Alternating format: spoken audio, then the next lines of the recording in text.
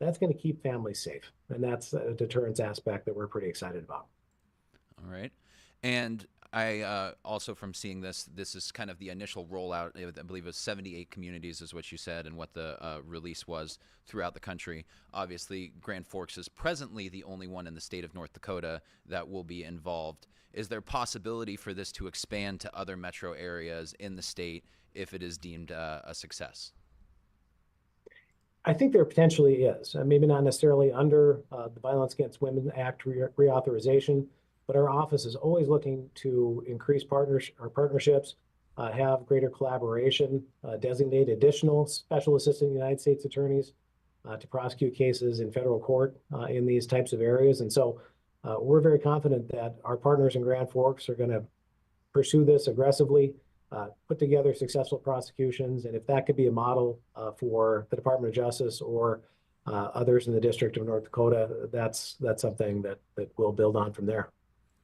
And then you just mentioned a little bit about how glad you are to have these partnerships to build upon in order to attack this issue. And obviously, intimate partner violence is something that all of us want to see come to an end.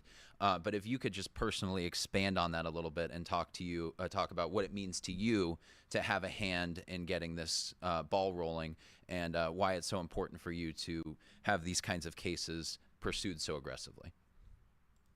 Well, we want to be a strong federal partner here in the U.S. Attorney's Office when it comes to addressing violent crime.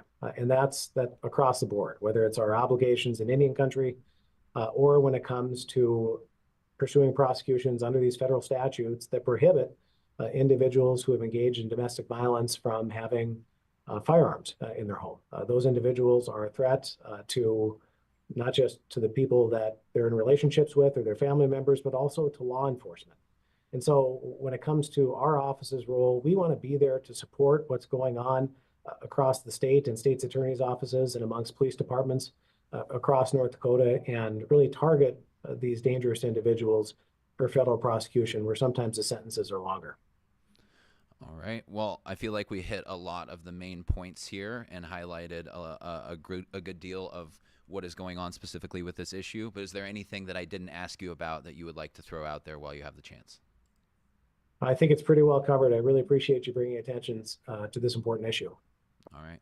Well, Mac, thanks so much for dropping by the program. I'm sure we'll be in touch about other state developments in the future.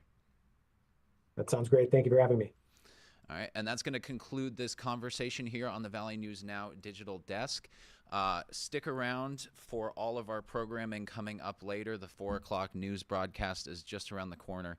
And additionally, I should mention, if you are struggling with this type of situation in Grand Forks, the Community Violence Intervention Center is there for help. There are resources out there, and there's never anything wrong about asking for help when you are in a potentially violent or dangerous situation. So make sure to use those resources, reach out, and get yourself into a better place. For me, I'm going to sign off on the digital desk now. I'm actually going to be hopping out to do some VNL Cares Impact Day stuff alongside our intrepid reporter, Anna Ballweber. I really appreciate all of you stopping by and taking a look at this issue.